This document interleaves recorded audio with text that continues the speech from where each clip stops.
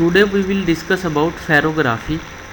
Ferrography is a technique for measuring wear particle or analyzing the wear of any material or machine from this technique. Firstly, we will discuss about the parts of the ferrography.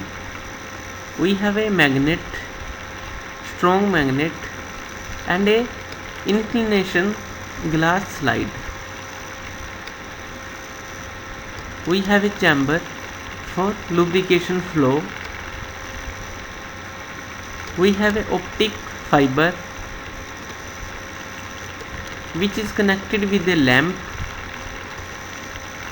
and on the end of the optic fiber we have a photodetector for measuring light signal which will come through this lamp, and this photodetector is connected with the signal which will give us signal. These photodetector give us signal, and we have a capillary tube for inlet of the lubrication oil, and this tube is for outlet of the lubrication oil. Now what will happen?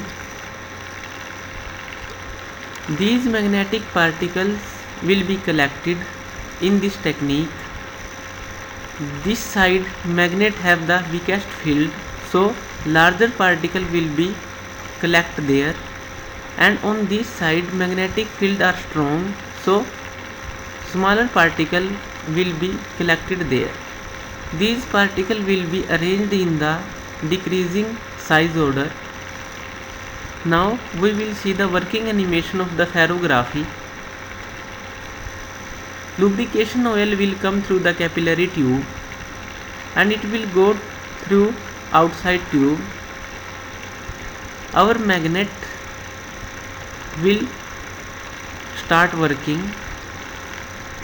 and it will collect the magnetic particle from the lubrication oil.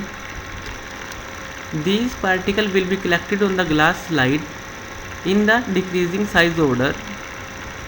Now this lamp will start glowing and it will give the light to the optic fibers.